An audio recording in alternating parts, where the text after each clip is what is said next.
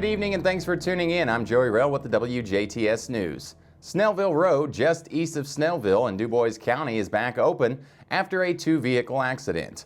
Police say the driver of a white Ford truck crossed the center line, crashing into the driver of a Fisher Electric Company truck. The driver of the Ford was transported by ambulance to Memorial Hospital in Jasper for treatment. The driver of the Fisher Electric truck was not injured. We'll keep you updated as more information is released.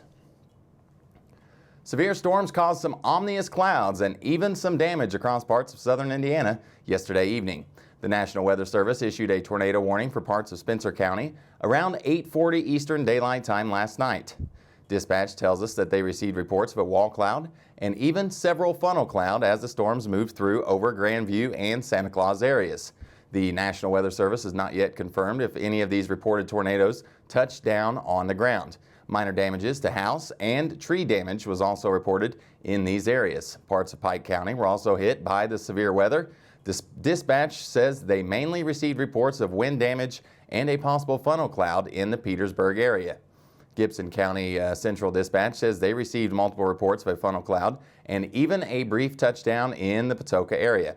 They also tell us they received reports of trees down, a roof ripped off a house, among other damage reports. The National Weather Service office of Paducah has not confirmed if these reported touchdowns reached the ground. We will keep you updated if any more information is released.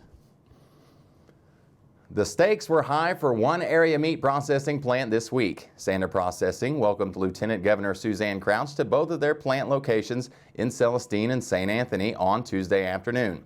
Crouch had the chance to tour both plants and says businesses like these play an important role in the state. They're independent meat processors, and there is such a need for independent meat processors here in the state of Indiana. When we did our ag strategic plan, that was one of our priorities, is to support independent meat producers. During the peak of the pandemic last year, many meat processing plants like Sanders were faced with a unique set of challenges. Crouch noticed they need help and awarded the companies that fit the grant qualifications. And Sanders Meat Processing qualified for a $150,000 grant that helped them kind of adapt their business and their shop to accommodate the COVID restrictions and regulations. And so wanted to come today to see how they utilize that money, but also to support something that is very important to agriculture. One of the owners of Sander Processing, Kent Sander, explains why having Crouch tour both of their facilities is such a good opportunity. See our machinery that we received from our grant that we received last year, and to just discuss further the need for things for small meat processors to help the communities and all of our small businesses in the area.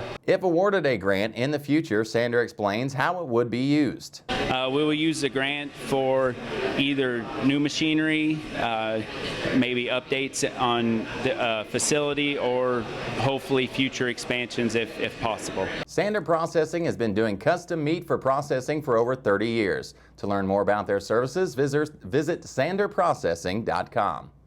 The Indiana State Department of Transportation has announced a full road closure for State Road 64 near Birdseye for a drainage structure replacement project. Contractors will close State Road 64 from Kiana Road to Pine Ridge Road to replace the box culvert on Tuesday, June 15th.